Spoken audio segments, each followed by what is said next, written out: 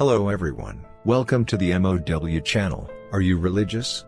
Today, we'll begin our discussion with the Heaven's Gate mass suicide incident, which caused a huge social stir. Before we begin, please subscribe and like. Let's get started. This tragic story's prelude began in 1972 at a hospital in Houston, Texas. Two individuals from vastly different backgrounds met as if by fate, and their personal confusion and spiritual quest gave birth to the seeds of Heaven's Gate, one of the most bizarre and shocking apocalyptic groups in American history. The beginning. Marshall Applewhite and Bonnie Nettles. The individual who would become the cult's leader, Marshall Applewhite, was born in Texas in 1931. The son of a devout Presbyterian minister. His childhood was shaped by a strict Christian environment, a religious background that would dominate his inner life for the rest of his days. He initially planned to follow his father's footsteps and study theology, but his innate musical talent led him to pursue a career in music. Applewhite grew to be a promising classical musician and professor, studying vocal performance at the University of Colorado and the Juilliard School in New York. He married and had 2 children, but was soon overcome by severe identity confusion and depression rooted deep within him. In particular, he struggled fiercely with the psychological conflict between his homosexual orientation and the conservative religious teachings of his upbringing. American society at the time was extremely conservative regarding homosexuality, and for a minister's son, this identity brought an overwhelming sense of guilt and shame. This internal strife cast a shadow over his life and career, ultimately leading to multiple job dismissals and the breakdown of his marriage. By the early 1970s, Applewhite had lost everything and was in a serious emotional and financial crisis. He was hospitalized for recovery. Outwardly, his life seemed like that of a failed middle-aged man, yet within him burned an intense desire for salvation and a special calling. He failed to find answers in conventional religion and began to fall into a messiah complex, believing himself to be an entity chosen by God. The fateful encounter. The person Applewhite met at the hospital was Bonnie Nettles, a nurse 4 years his senior. Nettles, also a native of Texas, was raised in a Baptist home but had increasingly moved away from mainstream Christianity, becoming deeply engrossed in mysticism and the occult. She was a wife and mother of 4 children, but instead of focusing on ordinary life, she dedicated herself to spiritual channeling, astrology, and theosophy. Notably, she claimed she could communicate with a spirit. She called Brother Francis and received spiritual prophecies. Nettles asserted that, through cosmic revelation, while writing an astrology column, she had been prophesied to meet a partner who would assist her in a special mission. When she first met Applewhite at the hospital, Nettles immediately concluded that he was the partner. She had been waiting for the one foretold by a supernatural force. She perceived Applewhite's vulnerable psychological state and reinterpreted his religious background and inner conflict as preparation for their destined calling, which she presented to him. Nettles convinced Applewhite, telling him, "You should have physically died, but through me, you have been specially resurrected." She claimed that they were extraterrestrial beings sent to Earth to execute humanity's final plan for salvation, identifying them as the 2 witnesses mentioned in the Book of Revelation. By offering spiritual visions and certainty, she provided the psychologically fragile Applewhite with a clear role and purpose. The birth of the core doctrine and recruitment. Their meeting was not mere coincidence. It was an explosive fusion of the 2 individuals' mystic and apocalyptic beliefs. Nettles named herself T and Applewhite, Do. Later, they also used the names Peep and Bo. They embarked on a spiritual road trip across America to publicly proclaim their meeting and mission. During this early phase, the core tenets of the Heaven's Gate doctrine were established. Negation of the human body. The human body was merely a container or vehicle, temporarily used by the soul to move to the next level. Extraterrestrial origin. They and their followers were not earthlings, but extraterrestrial beings sent from the next level, a superior evolutionary state, and their task was to return to the spacecraft after completing their mission. Apocalyptic urgency. The Earth would soon be recycled or destroyed, and salvation could only be attained by following the path laid out by T and Do. Christian facade. They used the Bible, especially the Book of Revelation, to justify their claims, asserting that they were the divinely promised envoys of the last age. In 1975, they began gathering followers through public meetings held in California and Oregon. Their audience mainly consisted of people who continued their spiritual search amidst the remnants of the hippie culture. or young people who were fed up with established religions and yearned for new salvation. Applewhite's persuasive speeches and Nettles' mystical or left a deep impression on them. Hundreds of people were prepared to abandon their lives and possessions to follow the two witnesses. This was the physical beginning of the community known as Heaven's Gate. Their goal was clear to sever all earthly attachments, board the spacecraft as M.O.W. had prophesied, and ascend to the next level, transcending human evolution. After the initial recruitment in 1975, M.O.W. and T began a life of seclusion, completely isolating themselves and about 100 followers from the outside world. They called this new life individual human transformation. This transformation was not merely a spiritual change, it represented a complete break from all earthly civilization, norms, and even human nature itself. The followers lived a nomadic existence, moving through remote areas of California and Arizona, primarily staying in tents or temporary dwellings. This constant movement was symbolic,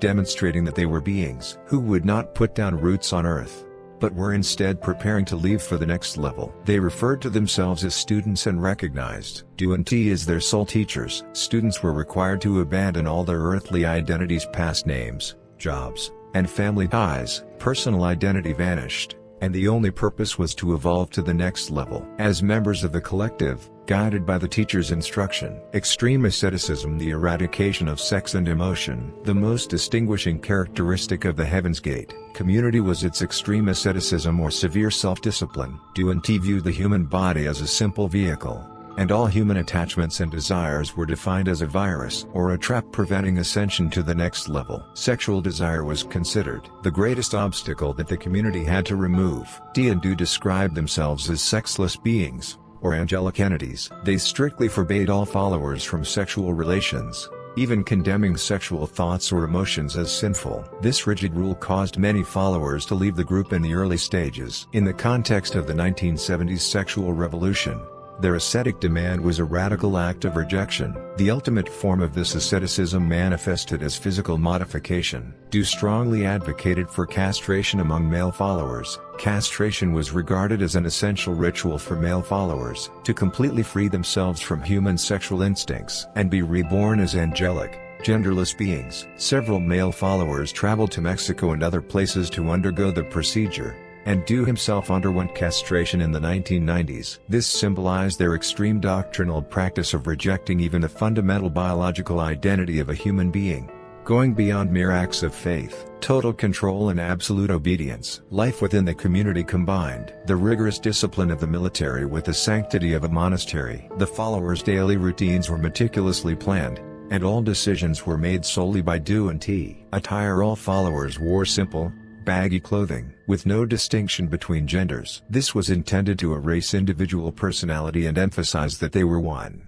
team, like an army preparing for the next level. Diet. Meals were very simple, primarily vegetarian and light, to minimize physical desires. Emotional labor. Personal feelings, complaints, and even dreams had to be confessed and critiqued openly in group meetings. This mechanism was designed to help followers control their inner selves and fully absorb their egos into the collective. The expression of emotion was strictly forbidden, viewed as evidence of human weakness. Through these regulations, the community completely eliminated individual autonomy and built a system where absolute obedience to the teachings and prophecies of M.O.W. and T was the only law. The followers constantly suppressed and purified themselves to make their minds and bodies a clean vessel, ready to board the next level spacecraft. T's death. Doctrinal crisis and new logic. 1985. In 1985, the sudden death of co-founder Bonnie Nettles from liver cancer presented the Heaven's Gate community with its greatest doctrinal crisis. They had believed they would ascend together on a spacecraft while still in their physical bodies,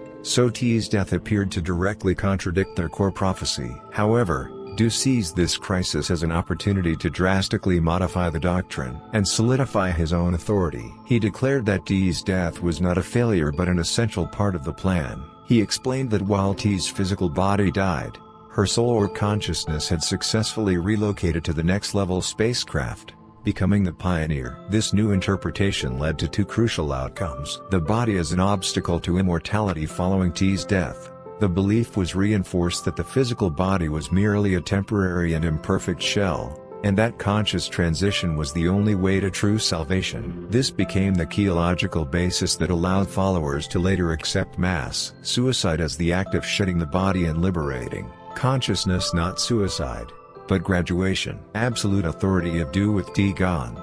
Do now became the sole channel on Earth for communication with the next level. Unlike the early phase, which heavily relied on T's spiritual abilities, Do now held infallible, absolute authority, and the followers' submission intensified. T's death shifted the initial goal of physical ascension to mental spiritual ascension, driving the community toward a more secretive and strictly insular path. They firmly believed that T was waiting for them at the next level, and that upon completing their preparations according to Do's instructions, they would join her. During this period, Heaven's Gate completely transformed from an initial recruitment movement into a highly disciplined, monastic group awaiting the end times. Following the death of co-founder T in 1985, Do led his followers into deeper seclusion and stricter discipline. They lived quietly in remote areas of Texas and elsewhere, solidifying their identity as angelic beings awaiting instructions from the next level. After the large-scale recruitment in the 1970s, external recruitment largely ceased,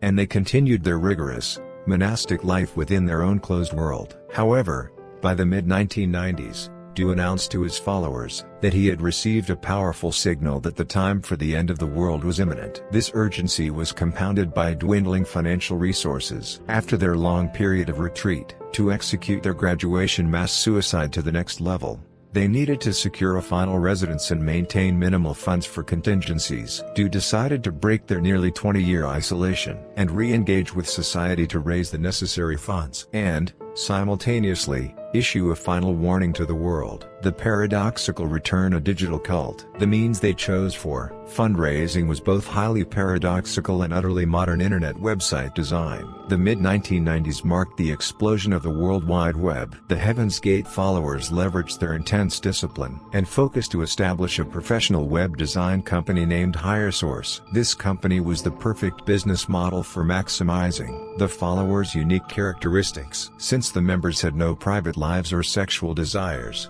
they were exceptionally adept at sustained, long-hour work. Their meticulous teamwork and perfectionism resulted in the creation of high-quality websites for their clients, earning them a reputation in the industry as a trusted provider of superior work. The revenue they generated became the collective's final treasury, an ironic outcome achieved by utilizing the very cutting-edge technology of the Earth civilization they so deeply despised. This activity is a key reason why Heaven's Gate is classified as a digital age cult, not just a religious fanatic group.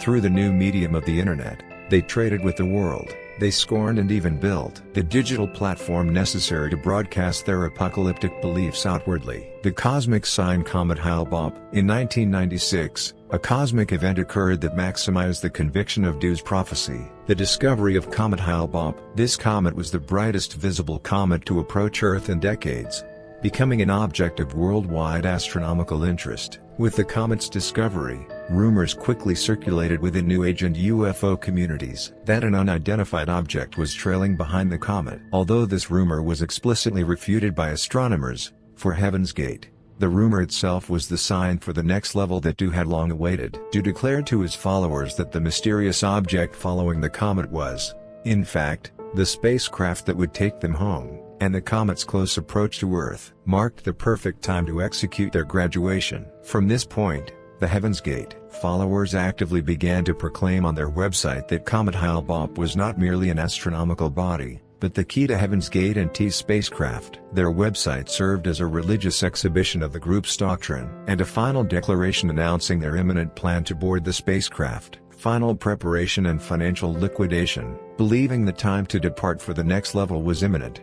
Do entered the final phase of their mission. Using the funds earned from their web design business, they leased a luxurious mansion in Rancho Santa Fe, an affluent suburb outside San Diego, California. This residence became their final sanctuary to prepare and execute all the necessary rituals before leaving Earth. The followers acted like a mission-completed army, beginning to liquidate everything they would leave behind on Earth. They meticulously planned to prevent their mass suicide from being immediately discovered by the outside world. Aside from the minimum funds needed for their final mission, They disposed of all assets and possessions. This process symbolized their final abandonment of the earthly self and material attachment. During this period, the followers led a double life. Successful web designers in the outside world. Yet internally, cosmic soldiers prepared to shed their bodies. Their psychology was dominated by the conviction that life on Earth was over and the hope for the next level. This created the critical psychological foundation that allowed them to accept the extreme act of mass suicide as salvation. With the apocalyptic clock ticking, they began aligning all their actions with the cosmic timing of the comet's approach. In March 1997, the Hale-Bopp Comet reached its closest approach to Earth. The cult's founder, interpreted the comet as a cosmic marker concealing the next level's spacecraft, and he officially declared that the time to leave Earth had arrived. For this moment was not merely the end of the world, but the time for the ascension they had so desperately longed for. He dubbed the act the final exit or graduation, defining it as a sacred ritual to shed the body, the vehicle, and liberate the soul. This command brought the followers not fear, but joy and relief. They had endured decades of ascetic living and extreme discipline, waiting only for this moment. For them, suicide was not a failure or the end of suffering, but the doorway to true salvation and evolution into a new existence. In his final sermon, promised that once they shed their bodies, next level beings would transfer their consciousness into new and better bodies aboard the spacecraft. The final statement's digital testaments. Immediately before executing the mass suicide, the followers prepared to justify their beliefs and deliver a final message to the outside world. They each sat before a camera and recorded video testaments. These recordings were collectively known as the students' final exit statements. These videos are among the most crucial pieces of evidence for any documentary about the cult. The followers' expressions in the recordings were surprisingly calm and happy, even showing signs of palpable excitement. They urged their families and acquaintances not to grieve, claiming that Earth would soon be recycled and they were simply leaving for a better place. These statements prove that the followers made this decision with deep inner conviction, rather than being forced by cultic control. They genuinely believed they were extraterrestrial beings who had completed their mission on Earth, and the videos were their last farewell to Earth civilization. Through this process, successfully liquidated the followers' last human attachments, completely binding the collective consciousness to the act of salvation. The ritual, a meticulously planned three-phase exit. The mass suicide was not a single, spontaneous event, but was executed in three distinct, meticulously planned phases from March 24 to 26, 1997. This demonstrates that had structured the process of dying itself as a disciplined ritual. The plan proceeded sequentially, with the surviving members tidying the bodies of those who had departed first before joining the next stage. Preparation and initiation. The followers ate their last meal and ingested antiemetic drugs to induce heavy vomiting, symbolizing the purification of the body. They then proceeded to their assigned rooms according to a predetermined order. Ingestion of toxin. They consumed a large amount of a potent sedative, such as phenobarbital, mixed into drinks, applesauce, or pudding. This was intended to ensure a peaceful and painless sedation of the body. Assisted suffocation. After ingesting the toxins, they placed plastic bags over their heads to ensure death. The bags were tightly secured around the neck with tape to prevent them from slipping off during the process. After each phase, the survivors meticulously and neatly arranged the bodies of their departed classmates before joining the next group. This precise and chilling collaborative process proves how thoroughly their rigid discipline was internalized. In the face of the collective goal, the individual's instinct for survival was completely overridden. The scenery perfectionism. When law enforcement, alerted by an anonymous tip, entered the mansion in Rancho Santa Fe on March 26, 1997, the scene that greeted them shocked the world. All 39 bodies were found in a state of extreme perfectionism and meticulous order. This image serves as vital visual evidence of the essence of Heaven's Gate. Uniform and footwear. All 21 women and 18 men were dressed identically in black shirts and pants, and on their feet were brand new, clean Nike athletic shoes. These shoes symbolized their preparation for boarding the spacecraft, or served as their final uniform. Arrangement. The bodies were neatly laid out on beds or mats on the floor, covered from head to toe with purple shrouds. Purple was a color associated with royalty or spiritual transformation. In their doctrine, item placement. Near each body lay a $5 bill and a quarter coin. This money was believed to be a toll for the next level, or bus fare to leave Earth. Furthermore, Carefully packed travel bags were placed next to each bedside, indicating they had no intention of returning, and were fully prepared for immediate boarding of the spacecraft. The neatness and deliberate uniformity of the crime scene demonstrated that they had not committed a rash act of suicide, but had rigorously maintained their religious beliefs and collective identity until the final moment. The tidy scene was a visual manifestation of their belief that they had shed the body like trash and liberated the soul in a clean state. This climax was the tragic conclusion where the two core goals Heaven's Gate had pursued for decades: the removal of human nature and extraterrestrial ascension were merged into their most extreme form. On March 26, 1997, news of the discovery of 39 bodies by the San Diego County Sheriff's Department at a Rancho Santa Fe mansion spread instantly across the globe. While multiple shocking mass suicides had occurred previously, the nature of this event was highly unusual. The media sensationally reported the incident, focusing on the victims' uniform attire, Nike shoes, and the connection to the Hale-Bopp Comet. In particular, the fact that Heaven's Gate had operated a web design company and maintained a doctrinal website became a focal point for traditional media. Mainstream outlets immediately framed the event as internet-fueled madness or a cyber cult, inciting widespread public fear. The incident was consumed in a way that played into the public's vague anxieties that the new technology of the internet could become a conduit for spreading dangerous ideologies and apocalyptic theories. Some reports even circulated the false rumor that the followers have committed suicide by eating computer chips, highlighting a serious issue of media ethical responsibility. This exaggerated media interpretation diverted focus from the true essence of the event, the closed psychological structure fostered by the followers during their 2 decades of seclusion, and instead centered on their short-lived online activities. As a result,